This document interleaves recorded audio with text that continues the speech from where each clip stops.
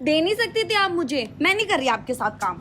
अरे सुन तो, साथ काम करना कितना डिफिकल्ट होता है, कई बार कितनी मुश्किलें आती हैं, लेकिन एकता में बल होता है। और आप लोगों को भी हमारी जोड़ी पसंद आती ही होगी, है ना?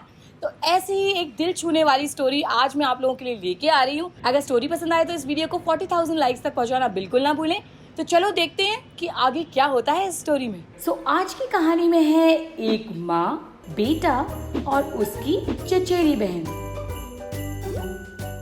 माँ, मैं काम पे जा रहा हूँ, मुझे शाम को आने में देर हो जाएगी। ठीक है बेटा, पर जल्दी आना। शामू काम पर निकल जाता है।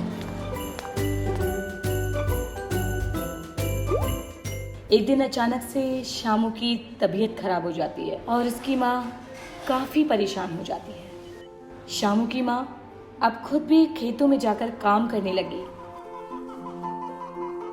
अचानक एक दिन शामू की चचेरी बहन आती है।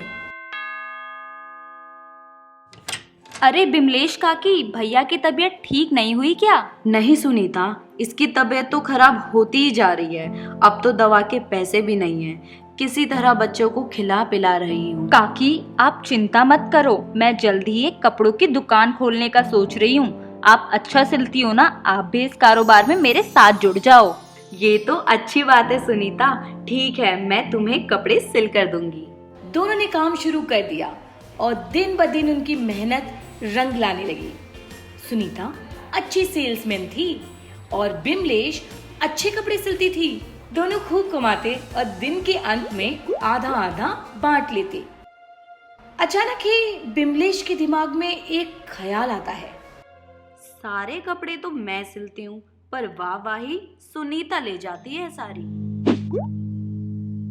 सुनीता, मुझे लगता है कि हम दोनों को काम का श्रेय बराबर नहीं मिल रहा और कपड़ों का डिजाइन मुझे सिर्फ तुम देती हो, बाकी का सारा काम मेरा रहता है। मुझे लगता है कमाई का 60% मुझे मिलना चाहिए। पर काकी ये तो गलत है, हमने तो ये शुरुआत में ही तय किया था, पर आप अब अपनी बातों से मुकर रही हो, तो कल से मैं तुम्हारे साथ काम नहीं करूंगी। ठीक है काकी, जैसी आपकी मर्जी।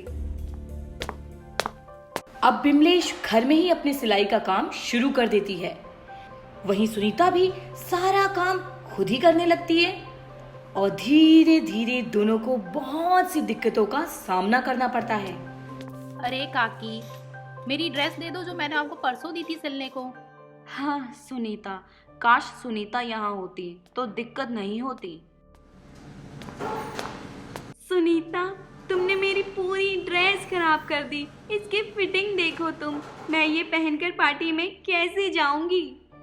इस बात से सुनीता काफी दुखी हो जाती है। काश मैं काकी को मना लेती।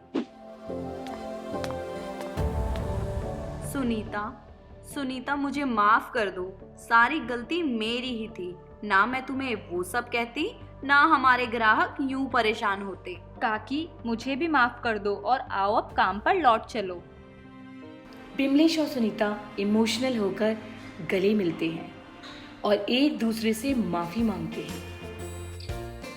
साथ ही हाथ बटाना, मिलकर हाथ बढ़ाना, ये गाना तो आपने सुना ही होगा। कुछ इसी तरीके से एकता में बल होता है दोस्तों। साथ में काम करने से सबका भला होता है। थोड़ा डिफिकल्ट ज़रूर होता है, कई बार मन में काफ़ी बातें भी आती हैं, लेकिन हम एक दूसरे के बिना अधूरे हैं। जैसे एक गाड़ी के लिए 4 पहिए चाहिए होते हैं, भला किसी कार को एक पहिए पे चलते हुए आपने कभी देखा है? नहीं ना, नहीं चल पाएगी ना। वैसे ही आप और हम भी तो एक ही है दोस्तों। तो इस चैनल को सब्सक्राइब करना बिल्कुल मत भूलिएगा। रेड सब्सक्राइब बटन को ग्रे जरूर कर दीजिएगा।